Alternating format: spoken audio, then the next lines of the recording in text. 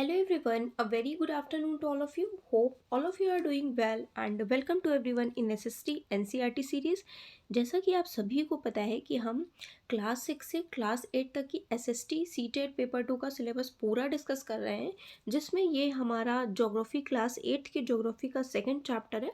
इसके बाद 4 चैप्टर और रिमेनिंग बचते हैं, वो भी हम अपकमिंग वीडियोज़ में डिस्कस कर लेंगे। अगर बात करें हिस्ट्री की, तो हिस्ट्री हमारी पूरी हो गई है। आप प्लेलिस्ट से चेकआउट कर सकते हो या डिस्क्रिप्शन में भी आप देख सकते हो, लिंक प्रोवाइड कर दूंगी मैं। एंड रही बात आपकी पॉलिटी की, तो पॉलिटी 8th क्लास की पॉलिटी चल रही है, जिसमें 4 चैप्टर हो गए हैं। ओके। एंड 6th क्लास की पॉलिटी ऑलरेडी कंप्लीट कर चुके हैं, बस रिमेनिंग 7th क्लास की पॉलिटी बचती है। ठीक है, एक दिन में 3 से 4 क्लासेस भी आ जाती हैं आपकी, तो आप आराम से सिलेबस को कंप्लीट करें ना। ये चैप्टर है भूमि, मृदा, जल, प्राकृतिक वनस्पति और वन्यजीव संसाधन। इसमें देखिए बताया गया है कि विभिन्नता कैसे कैसे अलग अलग जगह अलग अलग विभिन्नता है। जैसे कहीं पे मृदा, सब जगह की मृदा डिफरेंट है, सब जगह की जल की अवेलेबिलिटी, मतलब वाटर की अवेलेबिलिटी डिफरेंट है। अलग अलग जगह अलग अलग प्राणी जाते हैं। ठीक है, तो ये सब इन्हीं सब रीजंस की वजह से डाइवर्सिटी है, विभिन्नता है कि अलग अलग जगह अलग अलग लोगों की विभिन्नता पाई जाती है। इसमें 2 एग्जाम्पल लिए गए, एक अफ्रीका के का बताया गया है, एक न्यूजीलैंड का बताया गया। तो तंजानिया, जो कि अफ्रीका के एक छोटे से गांव में, माम्बा क्या करती है कि वो पानी लेने के लिए उसे जल्दी सुबह उठना पड़ता है और काफ़ी दूर उसे जाना पड़ता है, और काफ़ी दूर जाना पड़ता है पानी लेने के लिए, और कई घंटे बाद वो लौटती है वहाँ से। ठीक है, और दूसरा एग्जाम्पल यहाँ पे बताया गया है पीटर के बारे में, जो कि न्यूजीलैंड में भेड़ पालन प्रदेश के मध्यवर्ती भाग में रहता है। वहाँ उसका परिवार क्या करता है, ऊन से रिलेटेड काम करता है, या फिर ऊन प्रकरण का उसका कारखाना है उनकी फैमिली का। ठीक है, तो वो स्कूल से लौटता है तो अपने चाचा को अपनी भेड़ की देखभाल करते हुए देखता है। तो यहाँ पे ये बताया गया है कि कहीं पानी की कमी है। ठीक है, कहीं मतलब ठंडी जगह क्या करते हैं लोग, भेड़ वगैरह पालते हैं, तो इनसे क्या करते हैं, ऊन प्रकरण का काम, ऊन बनाते हैं, फिर उसके बाद उसको सेल आउट करते हैं स्वेटर वेटर बना के। ठीक है ना, तो यही बताया गया है कि विभिन्नता के आधार पर आपको भिन्न भिन्न जगह भिन्न भिन्न लोग देखने को मिलेंगे। ठीक है, अब जैसे यहाँ पानी के बारे में बताया गया है। ठीक है, माम्बा के पिता कठिन परिश्रम के बाद कुछ मात्र मक्का और सेम ही उगा पाते हैं, फिर भी उनके परिवार के साल भर के खाने के लिए वे पर्याप्त नहीं होता है। और यहाँ पे ये बताया गया है कि पीटर का परिवार जैविक कृषि द्वारा सब्जियां उगाता है। ठीक, अब ये तो इम्पोर्टेंट नहीं है, यहाँ से नहीं पूछा जाएगा, पूछा कहाँ से जाएगा वो हम पढ़ते हैं। देखिए यहाँ एक इन्फॉर्मेशन दी गई है कि विश्व की लगभग 90% जनसंख्या जो है भूमि क्षेत्र के 30% भाग पर रहती है, और मतलब 90% जो जनसंख्या है भूमि क्षेत्र के 30% भाग पर रह रही है, और शेष जो 70% भूमि है वो या तो विरल जनसंख्या रह रही है, या फिर वह निर्जन है, वो बहुत ज़्यादा रेयर पॉपुलेशन ही वहाँ रह रही है, या फिर वो निर्जन है। ठीक ना, ये इन्फॉर्मेशन अब हम एक वन बाय वन यहाँ से डिस्कस करेंगे। सबसे वन है हमारा भूमि। भूमि को हम अच्छे से डिस्कस करेंगे, भूमि के बारे में बहुत इन्फॉर्मेशन दे रखी है। देखिए अगर हम बात करें भूमि की, तो सबसे सभी महत्वपूर्ण प्राकृतिक संसाधनों में भूमि भी शामिल है। नेचुरल रिसोर्सेज में हमारी भूमि शामिल है, इंक्लूडेड है। जैसे कि अगर हम बात करें, भूपृष्ठ के कुल क्षेत्र का लगभग 30% भाग भूमि है। ठीक है, हमारी अर्थ सरफेस का जितना हमारा क्षेत्रफल है, एरिया है, उसका लगभग 30% भाग पर भूमि है ना। यही नहीं, इस थोड़ी से प्रतिशत के भी सभी भाग आवास योग्य नहीं है। ये नहीं कि 30% में जितना अर्थ सरफेस है उसका, टोटल अर्थ सरफेस का मान लीजिए 30% भाग रहने योग्य, इसमें भी 30% पूरा आवास योग्य नहीं है। ओके, पूरा रहने लायक नहीं है ना। यहाँ बताया जा रहा है कि भूमि और जलवायु के भिन्न भिन्न लक्षणों के कारण विश्व के विभिन्न भागों में जनसंख्या का वितरण असमान पाया जाता है। देखिए आप सभी को पता है कि ठंडे एरिया में अगर आप बात करेंगे, तो ठंडे एरिया में लोग कम होंगे, ठीक है। मैदानी क्षेत्रों में आबादी ज़्यादा होगी क्योंकि मैदानी क्षेत्र पे लोग कृषि कर सकते हैं, ठीक है। कृषि करके उपज पैदावार करके उसको सेल आउट करके अपना जीवन यापन कर सकते हैं। बहुत सारी चीज़ें मैदानी क्षेत्र पे करी जा सकती हैं। पहाड़ी क्षेत्र की अगर बात करें, पहाड़ी क्षेत्र पे नहीं कर सकते हैं इतनी कृषि वगैरह, ठीक। तो यही है कि लोगों की भिन्नता क्यों है, कहीं पे ज़्यादा जनसंख्या है, जहाँ कहीं पे ज़्यादा पॉपुलेशन है, कहीं पे कम पॉपुलेशन है, क्यों? क्योंकि जल की उपलब्धता के आधार पर लोग रहते हैं। जैसे मैदानी क्षेत्र में जल की उपलब्धता है तो लोग वहाँ रहना पसंद करेंगे, ठीक है। मान लीजिए मृदा की उपलब्धता के अकॉर्डिंग कि कहीं की मृदा उपजाऊ है तो वहाँ पे रहना पसंद करेंगे। कहाँ की मृदा उपजाऊ है? मैदानी क्षेत्र की, क्योंकि नदियाँ अपने साथ निक्षेपण लाती हैं, ठीक। तो वो जो निक्षेपित करती हैं तो वो बहुत ज़्यादा उपजाऊ क्षेत्र होता है, ठीक है। और यही इस यहाँ पे इस पैसेज में इतना ही बताया गया है। और ऊबड़ खाबड़ स्थलाकृतियाँ, पर्वत के तीव्र ढाल, जलाक्रांत, संभावित निम्न क्षेत्र, मरुस्थल क्षेत्र एवं सघन वन क्षेत्र सामान्यतः विरल अथवा निर्जन है, ठीक है। या तो बहुत ज़्यादा रेयर है या फिर ये निर्जन है। कौन कौन से? जो ऊबड़ खाबड़ स्थलाकृतियाँ हैं, मतलब इस तरह से जिसे हम इंग्लिश में बोल सकते हैं टोपोग्राफी, ठीक है। इंग्लिश वालों के लिए टोपोग्राफी स्थलाकृतियाँ, ठीक ना। पर्वतों के तीव्र ढाल और इस तरह से कुछ ढाल हों पर्वतों के, ये क्या है, बहुत ज़्यादा रेयर हैं। अगर हम बात करें उर्वर मैदान और नदी घाटियों में कृषि के लिए उपयुक्त भूमि उपलब्ध है। अब अभी हमने पहले ही जैसे कि डिस्कस कर लिया, मैदानों में उपलब्ध है इसलिए लोग वहाँ पे रहना पसंद करते हैं। और वो सघन है, बहुत बस्ती वाले, बहुत लोग यहाँ पे बसे हुए हैं मैदानी एरिया में, इस तरह से, ठीक है ना। अब अगर बात करें भूमि उपयोग के बारे में तो देखिए, भूमि का उपयोग हम विभिन्न कार्यों के लिए करते हैं, जैसे कि कृषि के लिए करते हैं, वानिकी के लिए करते हैं, खनन के लिए करते हैं, जिसे हम मिनरल बोलते हैं ना, खनिज से खनन का काम करते हैं, सड़क और उद्योग के लिए करते हैं, ठीक है। साधारणतः इसे भूमि उपयोग कहते हैं, मतलब भूमि का यूज जिस जिस रूप में हम कर रहे हैं उसे हम भूमि उपयोग कहते हैं ना। अगर हम बात करें तो भूमि का उपयोग यहाँ पे दो इम्पॉर्टेंट है कि भूमि का उपयोग भौतिक कारकों द्वारा निर्धारित किया जाता है, जैसे कि स्थलाकृतियाँ। देखिए स्थलाकृतियाँ में पता है हमने टोपोलॉजी को बोलते हैं, ठीक है। मृदा सभी जानते हैं, सॉइल है, ठीक। अब जलवायु और खनिज, हमारे मिनरल्स, जल की उपलब्धता है, सबको पता ही है।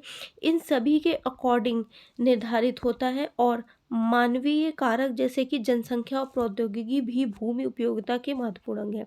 देखिए भूमि का उपयोग कहाँ पे, किस अकॉर्डिंग हो सकता है? वहाँ की मृदा अच्छी हो, वहाँ की जलवायु अच्छा हो, वहाँ का मिनरल अच्छा हो, ठीक है। कुछ वहाँ पे मिनरल की पैदावार हो सकती हो, वहाँ पे वाटर की अवेलेबिलिटी हो, वहाँ पे टोपोलॉजी की फैसिलिटी हो, ठीक है। और बात करें जनसंख्या और प्रौद्योगिकी भी भूमि उपयोग प्रतिरूप के लिए महत्वपूर्ण निर्धारक है। जो टेक्नोलॉजी है और पॉपुलेशन है वो भी भूमि उपयोग के लिए महत्वपूर्ण है। ये सब तो महत्वपूर्ण हैं ही, बट ये दोनों चीज़ें भी इम्पॉर्टेंट हैं ना।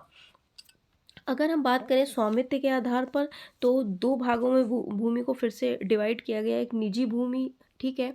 निजी भूमि जो पर्सनल भूमि है, अपने पर्सनल यूज़ के लिए जो भूमि उपयोग की जा रही है उसे हम निजी भूमि बोलते हैं। सामुदायिक भूमि वो भूमि होती है जो पर्टिकुलर जैसे निजी भूमि, मान लीजिए आप अपने घर के लिए ही यूज़ कर रहे हैं, ठीक है। आपका खेत है, आप अपना अपना खेत अपने लोगों के लिए यूज़ करें।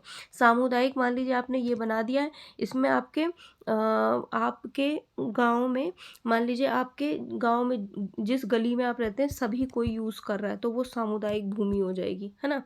इन दोनों में बांटा गया। निजी भूमि व्यक्ति के स्वामित्व की होती है, और जबकि सामुदायिक भूमि समुदाय, कोई पर्टिकुलर समुदाय के हैं, जैसे कि क्षत्रियों का अलग है, ब्राह्मणों का अलग है, तो वो उस तरह से अपना यूज़ कर सकते हैं, ठीक, समुदाय में रह करके, ठीक है।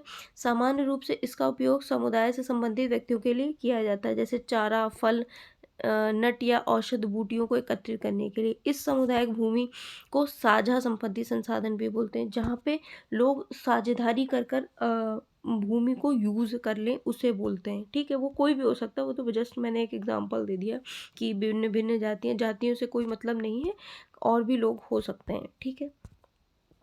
जस्ट एग्जांपल के लिए था। अब देखिए जनसंख्या की माँग अब ये है कि यहाँ पे एग्जांपल दे रखा है बहुत अच्छा कि जनसंख्या और उनकी माँग हमेशा ही बढ़ती गई, लेकिन भूमि की उपलब्धता तो सीमित, भूमि तो इतनी ही है। अब जनसंख्या पॉपुलेशन बढ़ रही है तो उसका भूमि कहीं से थोड़ी ना बढ़ जाएगी, ठीक। अब जनसंख्या बढ़ रही है, पहले यहाँ पे लोग इतने लोग रह रहे थे, ठीक है, इतने ही रह रहे थे, अब जनसंख्या बढ़ गई है तो क्या होगा, ये पूरा पूरा क्या हो जाएगा, एरिया पूरा सघन बस जाएगा, है ना। इस तरह से इसी में सब कुछ, मंदिर भी बन रहा है, मस्जिद भी बन रहा है, हॉस्पिटल भी बन रहे हैं, रोड भी बन रहे हैं, लोग भी रह रहे हैं, तो क्या हो जाएगा, बहुत ज़्यादा बहुत ज़्यादा वहाँ पे सघन हो जाएगा। तो वही ये चीज़ यहाँ पे लिखा है, जनसंख्या और उनकी मांग सदैव बढ़ती रहती, भूमि मगर सीमित ही है। और स्थान के अनुसार भूमि की गुणवत्ता में अंतर होता है। लोगों ने सामुदायिक भूमि पर व्यापार क्षेत्र बनाए, नगरीय क्षेत्र में घर बनाए, ग्रामीण क्षेत्र में कृषि योग भूमि का विस्तार करने लगे, ठीक है। यहाँ पे दिया है, देखिए पहले क्या था कि बस यहाँ पे लोग कृषि कर रहे हैं, गाँव, फिर थोड़ा सा टेक्नोलॉजी डेवलप हुई, यहाँ पे कुछ बन गया, फिर यहाँ पे क्या हुआ, यहाँ पे ये देखिए नंबर 3 में इतनी ये डेवलपमेंट हुआ। अब यहाँ देखिए कि कुछ जगह ही नहीं बची है, सब कुछ इसमें बन गया है, ठीक है। तो यही है कि भूमि हमारी सीमित है, जनसंख्या बढ़ रही है और उनकी मांग बढ़ रही है, उस अकॉर्डिंग भूमि ज़्यादा पॉपुलेटेड होती जा रही है, ठीक है। नाउ अब अगर हम बात करें तो देखिए कुछ इसमें कारण बताए गए हैं। वर्तमान में कृषि और निर्माण संबंधी गतिविधि के प्रसार के निम्न कारण बनाए बताए गए हैं कि क्या क्या कारण है, जैसे भूस्खलन है, जिसे हम बोल सकते हैं लैंडस्लाइड, ठीक है, मृदा अपरदन है जिसे हम सॉइल इरोजन बोलते हैं, मरुस्थलीकरण है जिसे हम डिजर्टिफिकेशन बोलते हैं, ठीक है। ये पर्यावरण के लिए बहुत ज़्यादा खतरा है। अब भाई सभी को पता है सॉइल इरोजन से खतरा है, लैंडस्लाइड से खतरा है और डिजर्टिफिकेशन से खतरा है, इन सभी चीज़ों से क्या है, खतरा है पर्यावरण को। अब वन बाय वन हम डिस्कस करते हैं। भूमि संसाधन का संरक्षण, कैसे हम भूमि संसाधन, भूमि भी एक रिसोर्स है, तो इसको कैसे हम संरक्षण मतलब कैसे हम कंजर्व कर पाए, कंजर्वेशन कैसे कर सकते हैं भूमि का। तो यहाँ पे कुछ एग्जाम्पल दिया है। नंबर 1 भूस्खलन दिया है।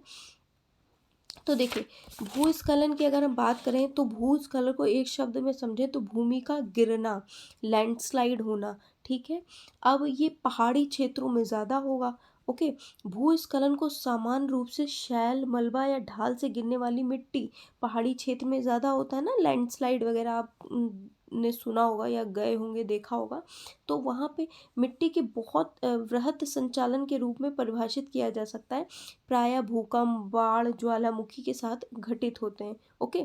लंबे समय तक भारी वर्षा होने से भी, बहुत ज़्यादा वर्षा भी होगी, रेन भी बहुत टाइम तक हो गए तब भी आपका ये लैंडस्लाइड हो जाती हैं, ओके। अब अगर हम बात करें पहाड़ी भूभाग में भूस्खलन ने मुख्य, पहाड़ी क्षेत्र में ये बहुत ज़्यादा समस्या का विषय है, जो जीवन और संपत्ति को आघात पहुंचाता है, नुकसान पहुंचाता है और ये एक चिंताजनक विषय है, ठीक है। नेक्स्ट अगर हम बात करें तो ये देखिए कुछ न्यूनीकरण क्रियाविधि ये दिया है कि आप वैज्ञानिक प्रविधियों के विकास से हमें समझने की शक्ति मिली है कि भूस्खलन उत्पन्न होने के कौन कौन से कारक हैं, मतलब क्या क्या रीजंस हैं जिससे लैंडस्लाइड होती हैं और उनको कैसे कुछ हद तक हम रोकने का प्रयास कर सकते हैं, ठीक है। वो प्रविधियां दी हैं, वो रीजंस दिए हैं कि आप इससे कुछ हद तक रोक सकते हैं, पूरा तो नहीं बट हाँ कुछ हद तक। देखिए भूस्खलन प्रभावित क्षेत्र का मानचित्र बनाकर आप उस एरिया का मैप बनाकर इससे प्रभावित वाले जो इससे उन एरिया से जिस पर्टिकुलर एरिया को लॉस होगा उसको आप चिन्हित करें, उसको आइडेंटिफाई कर लें डॉट डॉट से उन मैप में। फिर इस प्रकार इन क्षेत्रों को आवास बनाने के लिए छोड़ा जा सकता है, उन पर्टिकुलर एरिया को आवास के लिए आप छोड़ दीजिए, ठीक है। भूमि को खिसकने से बचाने के लिए प्रतिधारित दीवार का आप निर्माण कर सकते हैं, ठीक है ना। लैंडस्लाइड को रोकने के लिए सबसे प्रभावी तरीका है वनस्पति आवरण में आप वृद्धि कर दें, वनस्पति आवरण को में वृद्धि कर दें, ठीक है, वनस्पतियों में, ठीक है ना। सतही अपवाह या फिर झरना प्रवाह के साथ साथ भूस्खलन की गति को नियंत्रित करने के लिए पृष्ठीय अपवाह नियंत्रण उपाय कार्यान्वित किया जाए। ठीक है। पृष्ठीय अपवाह को आप समझ सकते हैं, प्रोस्टैटिक ड्रेनेज सिस्टम, है ना, ये आप कर सकते हैं अगर आप चाहते हैं कि भूमि जिसे लैंडस्लाइड बोलते हैं ना, उसको रोकने के लिए। ये कुछ तरीके हैं, ठीक है, जो बताए गए हैं ना। नेक्स्ट पेज पे हम डिस्कस करते हैं। यहाँ तो और कुछ इंपॉर्टेंट था नहीं, इतना ही था ना। शब्दावली कुछ दिया है। अपक्षय क्या है? देखिए, अपक्षय को अगर हम समझें तो लिखा है तापमान परिवर्तन, तुषार क्रिया, पौधे, प्राणी और मनुष्य के क्रियाकलाप द्वारा अनावरित शैलों का टूटना या क्षय होना। अपक्षय हम समझ रहे हैं ना कि शैलों का टूटना। मान ली पहाड़ से, यहाँ से पानी बह रहा है तो पहाड़ के टूट फूट, है ना, कोई चीज़ गिरना, या फिर किसी भी रीजन्स के से पहाड़ का कुछ गिरा, कोई वायु के द्वारा कुछ आया, तो ये सब अपक्षय हो रहा है। टूटना, अपक्षय को एक तरह से आप समझिए कि कुछ टूटना फूटना, वो किसी भी रीज़न से हो सकता है, किसी भी टेम्परेचर के वजह से हो सकता है, ठीक है, कुछ टूट गया, हवा की वजह से हो सकता है, ठीक। पौधे, प्राणी, मानव के क्रियाकलाप किसी भी रीज़न से होता है। शैलों का टूटना ही क्या है? आपका अपक्षय है, ठीक है, या फिर क्षय है। ओके, शैल आप समझ ही रहे हैं ना, रॉक्स का टूटना ना। अब अगर हम बात करें मृदा, देखिए सॉइल की अगर हम बात करें तो यहाँ से इस ये लिखा है, इसको हम डिस्कस कर लेते हैं। देखिए, ये इन्होंने बनाया है, देखिए यहाँ पे ये छोटे छोटे रॉक्स हैं, ठीक है, जिन्हें हम जनक चट्टानें बोलते हैं। ओके ना, उसके ऊपर वाला अपक्षयित चट्टाने पदार्थ, इनको ये बोलते हैं। अब ये जो ये वाला एरिया है वो है बालू गाद क्ले के साथ उपमृदा। और जो ये वाला एरिया है ये इंपॉर्टेंट है, ये पूछा जाता है, इसको हम ह्यूमस बोलते हैं।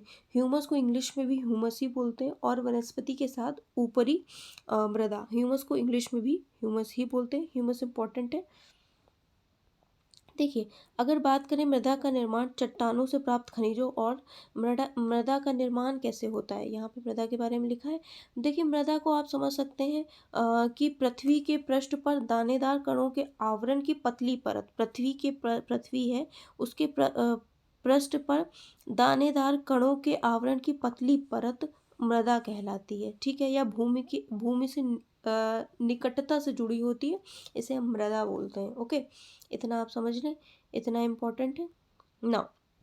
यहाँ पे कुछ दिया हुआ है, इसे आप पढ़ सकते हैं। देखिए, मृदा क्या है यहाँ पे, कुछ इम्पॉर्टेंट, जैसे जनक शैल है, रंग है, गठन है, रासायनिक। जनक शैल आपकी मदर रॉक बोलते हैं या पेरेंट रॉक बोल सकते हैं। रंग, गठन, रासायनिक गुणधर्म, खनिज मात्रा और पारगम्यता को निर्धारित करती है, ठीक है। और मृदा मृदा किस किस किस कहाँ कहाँ कैसी कैसी होगी, तो देखिए, उच्चावाच है, तंगता है, और आपका ढाल है, और मृदा के संचयन को निर्धारित करता है। ये सारी चीज़ें क्या करती हैं? मृदा के संचयन को निर्धारित। उच्चावाच मतलब रिलीफ होता है ना। ओके, वनस्पति, प्राणी जात, सूक्ष्म जीव, ह्यूमस निर्माण की दर भी प्रभावित करती है मृदा को। समय, मृदा परिच्छेदिका मतलब सॉइल प्रोफाइल, मतलब मृदा को बने हुए कितना समय हुआ, उसे हम बोलते हैं मृदा परिच्छेदिका या फिर सॉइल प्रोफाइल। कितने समय में ये मृदा बनी है, ठीक है। मृदा परिच्छेदिका की मोटाई निश्चित करती है। जलवायु, तापमान, वर्षा, अपक्षय, ह्यूमस निर्माण, ये तो हम पढ़ ही चुके हैं, ये सब मृदा को प्रभावित करते हैं ना। मृदा निर्माण के कारक क्या हैं? तो देखिए, मृदा निर्माण के मुख्यतः जनक शैल का स्वरूप, जनक शैल आपकी मदर रॉक, पेरेंट रॉक या जलवायु कारक हैं। मृदा निर्माण के अन्य कारक हैं स्थलाकृतियाँ, जो सरफेस पे बन जाती हैं, और जैव पदार्थ की भूमिका, और मृदा निर्माण के संगठन में लगा समय, यही मृदा निर्माण के कारक होते हैं। अलग अलग स्थानों में ये अलग अलग हो सकते हैं। यहाँ पे एग्जाम्पल दिया है, भारत में जलोढ़, काली, लाल, लैटेराइट, मरुस्थली और पर्वतीय प्रकार की मृदाएं हो सकती हैं। इस सभी प्रकार की मृदाएं हो सकती हैं भी, ठीक है। विभिन्न प्रकार की मृदाओं की एक एक मुट्ठी एकत्रित कीजिए, ये तो नहीं एकत्रित करना है हमें, ठीक है। अब देखिए, मृदा की निम्नीकरण और संरक्षण, कैसे आप उसको कंजर्व कर सकते हो, वो डिस्कस करना है। देखिए, मृदा अपरदन और क्षीणता मृदा संसाधन के लिए दो मुख्य खतरे हैं। अगर हम बात करें मानवीय और प्राकृतिक दोनों ही कारकों से मृदा का क्या हो रहा है, निम्नीकरण हो रहा है। ठीक है, और लॉस हो रहा है। हम बोल सकते हैं मृदा के निम्नीकरण में सहायक कारक कौन कौन से हैं, आप क्या कर सकते हो जिससे ये निम्नीकरण, मृदा का निम्नीकरण ना हो। आप क्या कर सकते हो भाई, लैंड लगा सकते हो, मतलब वो क्या कर सकते हो आप, वनोन्मूलन मतलब फॉरेस्ट लगा सकते हो, वन लगा सकते हो। अतिचारण, रासायनिक उर्वरक और कीटनाशक का अत्यधिक उपयोग, और वर्षा दोहन, भूस्खलन और बाढ़ है। वनोन्मूलन में तो कटाई होती है आई गेस। वनोन्मूलन को अगर हम बोलें तो वनोन्मूलन मतलब होता है वन का नष्ट होना, एक तरह से डिफॉरेस्टेशन इसको बोलते हैं। Okay, deforestation. एफॉरेस्टेशन को कुछ और बोलते हैं, मैं थोड़ा सा कंफ्यूज हो गई थी। डिफॉरेस्टेशन वनों को कटिंग डाउन ऑफ ट्रीज ना, डिफॉरेस्टेशन। तो अतिचरण, रासायनिक उर्वरक बहुत ज़्यादा आप chemicals, pesticides use, pesticides and chemicals का यूज़ कर रहे हो बहुत ज़्यादा, लाइक बाढ़ से भी हो सकता है, वर्षा दोहन, इन सभी चीज़ों से क्या होता है, मृदा का, हमारी सॉइल जो है हार्म पहुंचता है, उसका निम्नीकरण एक तरह से हरास होता जा रहा है, डेप्रिशिएट होती जा रही है। ओके, नाउ अब देखिए अब क्या क्या तरीके हैं, कुछ आप कंजर्व कैसे कर सकते हो सॉइल को, वो मल्च बनाना है, नंबर वन है मल्च बनाना। मल्च बनाने को मल्चिंग बोलते हैं, बस इससे ज़्यादा नहीं इंग्लिश में कुछ। पौधों के बीच अनावृत भूमि, जैव पदार्थ, जैसे मान लीजिए यहाँ पौधा लगा, यहाँ पौधा लगा, यहाँ पौधा लगा, इसके बीच में भी क्या करेंगे, इसके बीच वाले एरिया को भी क्या कर देंगे, ढकना, इस पर्टिकुलर एरिया को भी ढक देंगे जिससे जैविक पदार्थ जो है नष्ट ना हो, है ना। और आर्द्रता मतलब ये लाइक ह्यूमिडिटी बनी रहे, तो ये वाला एरिया भी मतलब अनयूजफुल ना हो। ओके, इसलिए इसी को हम बोलते हैं मल्च बनाना। पौधों के बीच अनावृत भूमि जैव पदार्थ जैसे प्रवाल से ढक दी जाती है, इससे मृदा की आर्द्रता रुक जाती है। ओके, अब अगर वेदिका फार्म की बात करें तो देखिए इस चैप्टर में ना बहुत डिफ़िकल्ट हिंदी के वर्ड्स दे रखे हैं, इसलिए मैं कोशिश कर रही हूँ बताने की। ओके, देखिए वेदिका फार्म के बारे में दे रखा है। वेदिका फार्म जैसे कि मान लीजिए ये एरिया है, आपने देखा होगा खूब घने घने पेड़ लगा दिए गए हैं, तो ये जो घने घने पेड़ लगाए हैं ना, यही है वेदिका फार्म।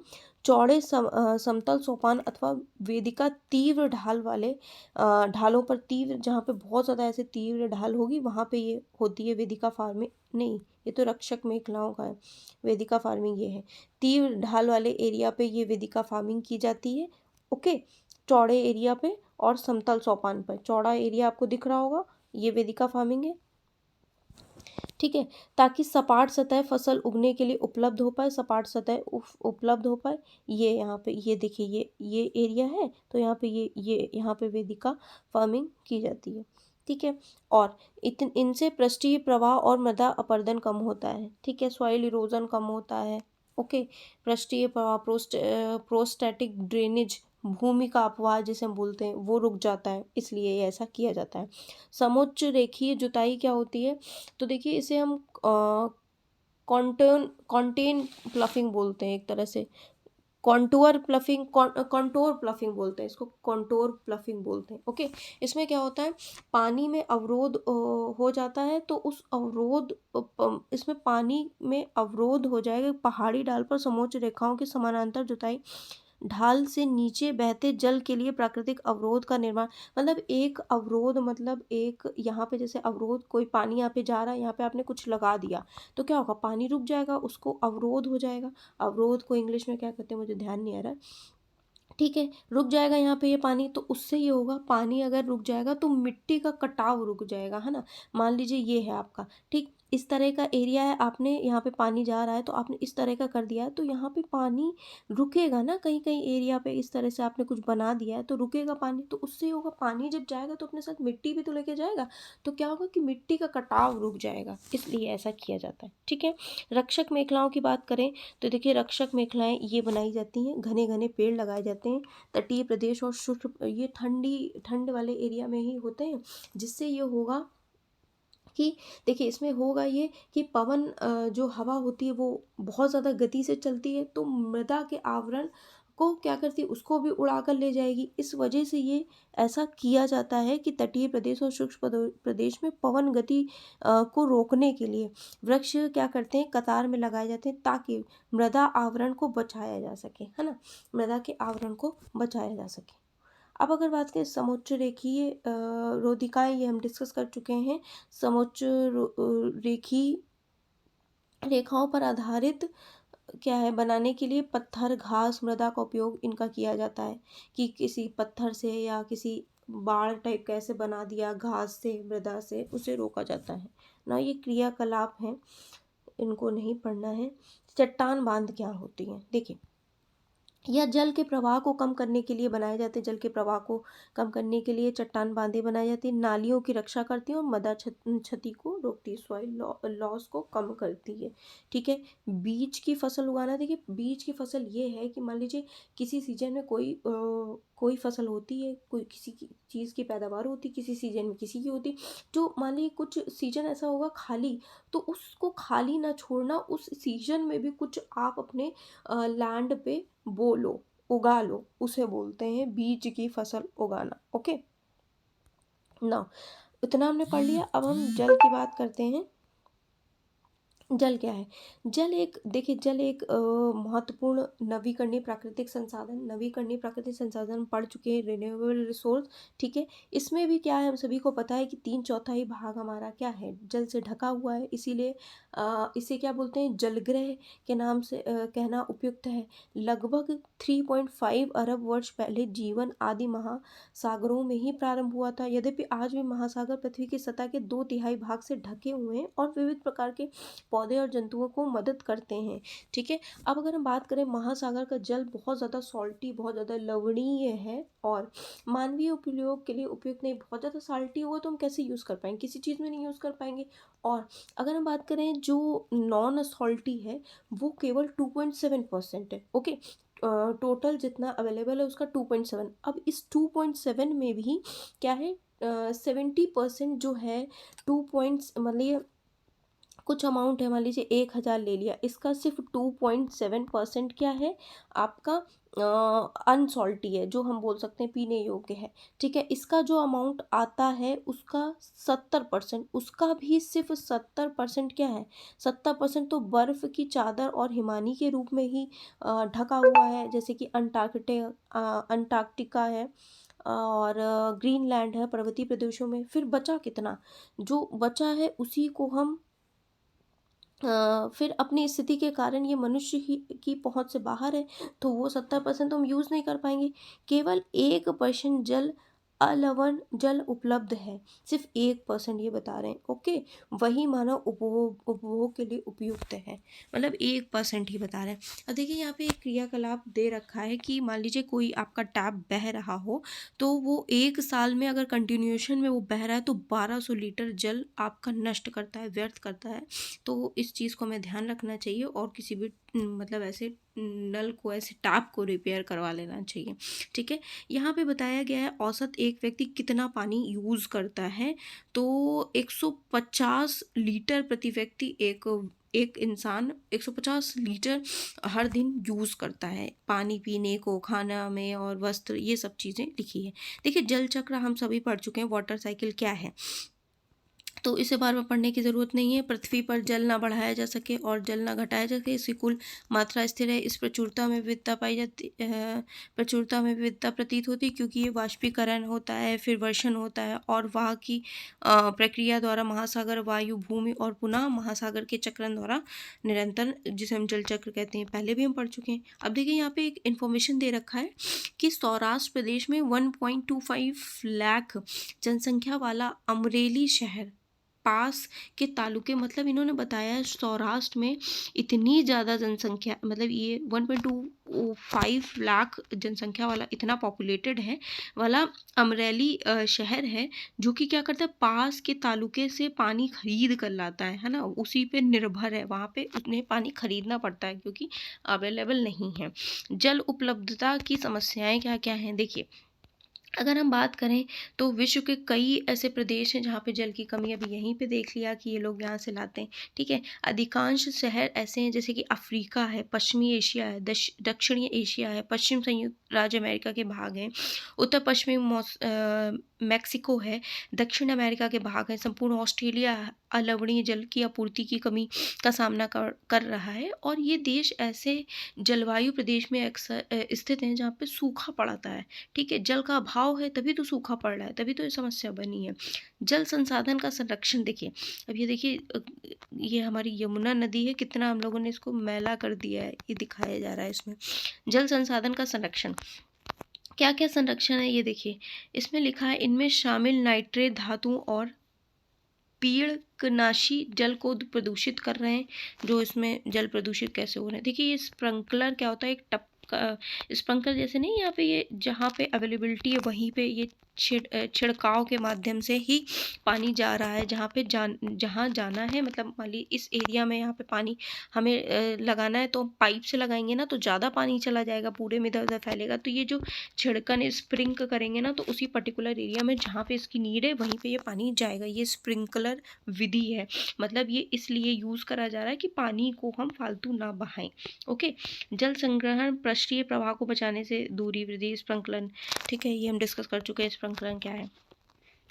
अब देखिए क्या है कि वाष्पीकरण की अधिक दर वाले शुष्क प्रदेश में सिंचाई की ड्रिप अथवा टपकन विधि, शुष्क प्रदेश जो हैं वो ड्रिप या फिर ड्रिप विधि भी, टपकन विधि भी वही होती है, जस्ट लाइक स्प्रिंकलर, कि जहाँ पे नीड है वहीं पे डिप डिप करके गिरेगा पानी, ओके, जिससे पानी फालतू वेस्ट नहीं होगा। अब देखिए क्या आप जानते हैं, में ये बताया गया है कि मान लीजिए वर्षा होती है तो आप अपने घर की छत पर जल एकत्रित कर सकते हैं, जल का संग्रहण कंजर्व कर सकते हैं और विभिन्न उपयोगों में अगर लाना चाहें तो आप उसे उस जल को यूज़ कर सकते हैं। अगर बात करें औसत 2-3 घंटे की वर्षा में कितना, 8,000 लीटर जल बचाने के लिए काफ़ी, 8,000 लीटर जल आप बचा सकते हो, ठीक है। अब अगर हम बात करें प्राकृतिक वनस्पति और वन्य जीव की, तो जेसी रेशमी स्कार्फ उत्साहित थी। ये खूबसूरत स्कार्फ है, रेशम रेशम कीटों से प्राप्त किया जाता है, शहतूत के पेड़ पर पाले जाते हैं। रेशमी स्कार्फ या रेशम कीट कहाँ से बनता है, शहतूत के पेड़ पर, ये इन्फॉर्मेशन हमें यहाँ मिल गई।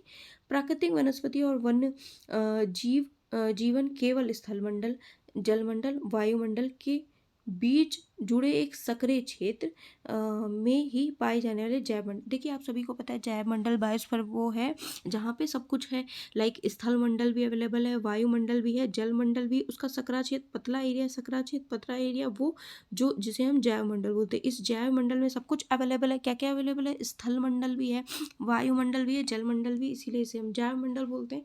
तो यहाँ पे जैवमंडल में क्या है, सभी जातियां जीवित रहने के लिए एक दूसरे पर परस्पर संबंधित हैं, ठीक है, और निर्भर रहती हैं। इस जीवन आधारित तंत्र को पारितंत्र बोलते हैं। पारितंत्र क्या होता है, जहाँ पर एक जाति दूसरी प्रजाति, एक जीव जंतु दूसरे जीव जंतु पर जीवित रहने के लिए निर्भर हो, उसे हम बोलते हैं पारितंत्र, ओके ना।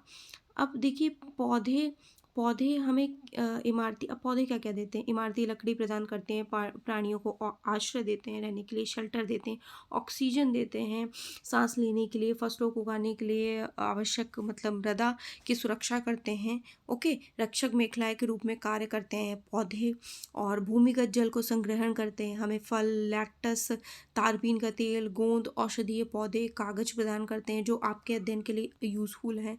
अगर वन्य जीव की बात करें, वन्य जीव के अंतर्गत हमारे जंतु, पक्षी, कीट, जलीय जीव रूप आते हैं, उनमें से हमें दूध, मांस, खाल, ऊन प्राप्त होता है। और कीट जैसे मधुमक्खी हमें क्या करते हैं, शहद देते हैं, फूलों के परागण में मदद होती है, और पारितंत्र के अपघटन के रूप में एक महत्वपूर्ण भूमिका होती है। चिड़िया अपने भोजन के लिए क्या करती है, कीटों पर निर्भर रहती हैं और अपघटकों के रूप में कार्य करती हैं। गिद्ध क्या करते हैं, मृत जीव जंतु को खाने के कारण एक अपमार्जक हैं और पर्यावरण में एक महत्वपूर्ण शोधक समझा जाता है इन्हें, गिद्धों को, ओके।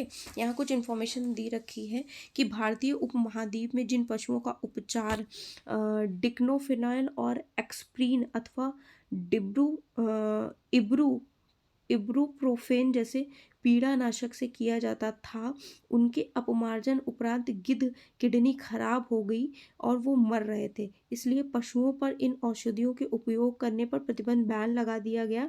प्रयास किए जा रहे थे तथा आरक्षित स्थान पर गिद्ध के प्रजनन के प्रयास भी किए जा रहे थे। आप याद रखना, अब ये दवाई ये एग्जाम में पूछी गई है कि कौन सी मेडिसिन थे, तो डिक्लोफिनैक और एस्प्रिन, और कौन सी है, इब्रुप्रोफेन, ये हैं। ठीक है, बहुत ज़्यादा डिफिकल्ट वर्ड्स हिंदी में दे रखे हैं।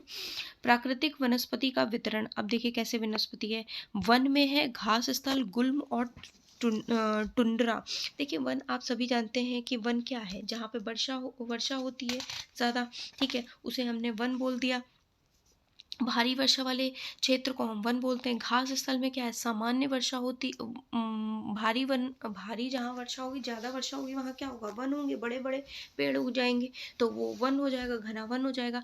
अब घास स्थल में क्या होगा, सामान्य वर्षा होगी तो छोटे छोटे पेड़ होंगे। गुल्म में क्या होगा, गुल्म को आप कोप्स बोल सकते हो, तो ये शुष्क प्रदेश होते हैं, मतलब रेयर ही वर्षा होती है, पानी की कमी होती है, तो यहाँ क्या होगा, कटीली झाड़ी वाले प्रदेश होंगे। ओके, और क्या है, इतना हमने डिस्कस किया, तो यही लिखा है इन्होंने, यही है यहाँ पर डिस्कस किया गया है। गुल्म भी हमने डिस्कस कर लिया। टुंड्रा आप देख लीजिए, शीत ध्रुवीय प्रदेश, जो ध्रुवीय प्रदेश होते हैं, टुंड्रा वनस्पति में मांस और लाइकेन पाए जाते हैं। जो शीत ध्रुवीय प्रदेश होते हैं, ध्रुवीय आप सभी को पता है, पोल्स वाले एरियाज ना। देखिए दो और इन्होंने दे रखा है वनों की, एक सदाहरित वन होते हैं, पर्णपाती। सदाहरित आपको पता है as a word define itself, हमेशा हरे भरे रहते हैं, तो वो सदाहरित रहते हैं, हमेशा एक साथ अपनी सारी पत्तियों को नहीं झाड़ते हैं, तो वो बोले सदाहरित। पर्णपाती एक साथ झाड़ देते हैं, तो वो पर्णपाती हो गए। ठीक है, जिन वृक्षों के वृक्ष किसी भी ऋतु में अपनी पत्तियां एक साथ नहीं गिराते। पर्णपाती ऐसे बनते होते हैं जिनके वृक्ष वाष्पोत्सर्जन से होने वाली हानि को रोकने के लिए, वाष्पोत्सर्जन से होने वाली जो हानि होता है, लॉस होता है, इससे रोकने के लिए विशेष ऋतु में अपनी पत्तियां गिरा देते हैं। ये विभिन्न अक्षांशों में इनकी स्थिर के आधार पर, जैसे कि ये कहाँ कहाँ होते हैं, पर्णपाती उष्णकटिबंधीय अथवा शीतोष्णकटिबंधीय, ये हमने डिस्कस किया है, आप पिछले प्लेलिस्ट से चेकआउट कर सकते हो कि क्या होते हैं उष्णकटिबंधीय और शीतोष्णकटिबंधीय। ठीक है, ये देख जरूर लेना आप, एग्जाम में आता है। ठीक है, प्राकृतिक वनस्पति इस चैप्टर में भी नहीं दिया है, पिछले में क्योंकि डिस्कशन हो गया है। प्राकृतिक वनस्पति और वन जीव का संरक्षण कैसे कर सकते हैं हम, वनोन्मूलन के द्वारा। ठीक है, संकटापन है और कुछ लुप्त होने के कगार पे हैं। वनोन्मूलन, मृदा अपरदन, निर्माण कार्य, दावानल, भूस्खलन, ये सब बताया गया है। में से कुछ मानव प्राकृतिक कारण हैं जो मिलकर इन महत्वपूर्ण प्राकृतिक संसाधनों के लुप्त होने की प्रक्रिया को बढ़ावा दे रहे हैं। ये सब रीजंस ही तो हैं जो क्या कर रहे हैं, वनोन्मूलन, अभी हमने डिस्कस डिफॉरेस्टेशन बताया, सॉइल इरोजन और लैंडस्लाइड, कुछ तो मानव है, कुछ प्राकृतिक है। इस वजह से क्या हो रहा है, इन दोनों के संतुलन से कुछ डेंजर्ड स्पेसीज में चली गई हैं ये सब चीज़ें। ठीक है, मुख्य चिंता का विषय बन गया है शिकार करने की संख्या का बढ़ाना, जिससे कुछ खास प्रजातियों की संख्या में तेजी से कमी आ गई है। ओके ना, देखिए ये यहाँ पे कुछ जंतु बताए गए हैं, चीता, शेर, हाथ, ब्लैक बक, मगरमच्छ, दरियाली घोड़ा, हिम तेंदुआ, शुतुरमुर्ग और मोर हैं। इनका संरक्षण जागरूकता बढ़ाकर किया जा सकता है। इनका संरक्षण, इनका कंजर्वेशन कैसे, लोगों को जागरूक करके। कैसे आप जागरूक करेंगे, न्यूज़पेपर्स के माध्यम से। ठीक है, कि ये इंडेंजर्ड स्पीसीज में चली गई हैं तो इनको कंजर्व कर सकते हैं ना। राष्ट्रीय उद्यान, वन जीव अभ्यारण्य, जैव मंडल निचय हमारी प्राकृतिक वनस्पति और वन्य जीवन के को सुरक्षित रखने के लिए बनाए जाते हैं। सक्रिय घाटियाँ, झीलें, आर्द्र भूमि का संरक्षण मूल्यवान संसाधन नष्ट होने से बचाने के लिए आवश्यक है। देखिए अगर हम बात करें राष्ट्रीय उद्यान की, तो वर्तमान और भविष्य की पीढ़ी के लिए एक या एक से अधिक पारितंत्रों की पारिस्थितिक एकता की रक्षा के लिए नामित किया गया प्राकृतिक क्षेत्र को हम राष्ट्रीय उद्यान बोलते हैं, कि हमारी पीढ़ी के लिए भी या फिर आने वाली पीढ़ी के लिए भी। ठीक है, अब देखिए बोला गया है जैव मंडल निचय क्या है। ये एक वैश्विक नेटवर्क द्वारा जुड़े रचित क्षेत्रों की एक श्रृंखला है, जिसे संरक्षण और विकास के बीच संबंध को प्रदर्शित करने के इरादे से बनाया गया है, जैव मंडल निचय। अब इसमें एक अंतर्राष्ट्रीय परिपाटी बताई गई है, CITES CITES, the Convention on International Trade in Endangered Species of world fauna and flora या फ्लोरा एंड फौना, ठीक है, ये बनाया गया है। ठीक है, इन सूची में दिए गए सभी पक्षियों और प्राणियों के व्यापार करने पर प्रतिबंध लगाया जाए जिससे इनका कंजर्वेशन हो सके ना। कुछ ये बताया गया है कि द कन्वेंशन वही पूरा फ्लोरा एंड फौना वाला, इसमें 5,000 जातियाँ और पौधों की इतनी जाति 28,000, भालू, डॉल्फिन, कैक्टस, प्रवाल, आर्किड, ऐसे कुछ उदाहरण हैं जिनको आप क्या कर सकते हो, ये सब खतरे में इंडेंजर्ड में हैं, तो इनको आप जागरूकता फैलाकर उनको इंडेंजर्ड से हटाया जा सकता है। ठीक है, अब अगर हम बात करें मृदा निर्माण के लिए उत्तरदायी 2 मुख्य जलवायु कौन कौन सी हैं, तो मृदा निर्माण कैसे हो सकती है, अभी हमने पिछला पढ़ा है। देखिए, आप वर्षा के कारण आप बोल सकते हो, या फिर टेम्परेचर एडिक्वेट हो तब। ओके, भूमि निम्नीकरण के कोई 2 कारण लिखे, भूमि निम्नीकरण किन रीज़न से होता है, तो आप बता सकते हो भूस्खलन है, या फिर अपरदन है, मरुस्थलीकरण है, इस तरह से आप बता सकते हो। भूमि को महत्वपूर्ण संसाधन क्यों माना जाता है, क्योंकि यहाँ पे हम कृषि भी कर सकते हैं, रह भी सकते हैं, और वानिकी के लिए भी यूज़फुल है। ठीक है, किन्हीं 2 सोपान के नाम बताइए जिन्हें सरकार ने पौधे और प्राणियों के संरक्षण के लिए आरंभ किया। तो देखिए, वन्य जीव अभ्यारण्य आरंभ किया, राष्ट्रीय उद्यान आरंभ किए। जल संरक्षण के 3 तरीके बताइए, जैसे स्प्रिंकलर विधि हमने पढ़ी थी, टपकन विधि पढ़ी थी, और नहरों को पक्का करना। ठीक है, अब अगर हम बात करें कौन सा कारक मृदा निर्माण का नहीं है, मृदा का गठन निर्माण का कारण नहीं है, ह्यूमस भी है और समय, जैव पदार्थ मतलब यानी कि ह्यूमस और समय, ये दोनों ही है, मृदा का गठन नहीं है। ओके, निम्न में से कौन सी विधि तीव्र ढालों पर मृदा अपरदन को रोकने के लिए सर्वाधिक उपयुक्त है, तो वेदिका कृषि है तीव्र ढाल पर, और मल्चिंग क्या है, 2 वृक्षों के बीच में है।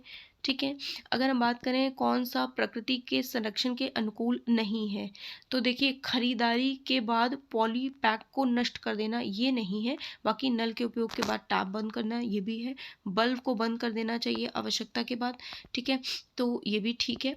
ह्यूमस क्या है, ऊपरी मृदा पर निक्षेपित जैव पदार्थ। भूमि उपयोग क्या है, भूमि का उत्पादनकारी उपयोग। चट्टान बांध क्या है, मृदा अपरदन को रोकना। जैवमंडल क्या है, स्थलमंडल, जलमंडल, वायुमंडल के बीच एक सकरा भाग। ओके, ये हो गया। भारत का गंगा ब्रह्मपुत्र का मैदान अत्यधिक आबाद वाला है, बिल्कुल है, क्योंकि सब कुछ अवेलेबिलिटी है। भारत में प्रति व्यक्ति जल की उपलब्धता कम हो रही, बिल्कुल कम हो रही है। ठीक है, मानवीय हस्तक्षेप और जलवायु परिवर्तन पारितंत्र को व्यवस्थित रख सकते हैं, नहीं रख सकते। ठीक है, और गलत है मतलब ये। ठीक है, तटीय क्षेत्र में पवन गति रोकने के लिए वृक्ष कतार में लगाए जाते हैं, जिसे बीज की फसल उगाने कहते हैं, नहीं, शुष्क प्रदेश में लगाए जाते हैं, ये फॉल्स है, गलत है। ओके, ये चैप्टर हो गया, चैप्टर बड़ा था। ठीक है, मैंने कई हद तक कोशिश की है बताने की, तो आप ऐसा करिएगा कि ये वीडियोस देखिए, और वीडियोस को प्लीज़ लाइक शेयर करिए, क्योंकि मैंने बहुत मेहनत से ये वीडियो रिकॉर्ड की है आपके लिए। ठीक है, so it was in this video, meet you in my next video, till then bye, and please like share करिएगा, बहुत मेहनत लगी इस वीडियो में। Bye everyone.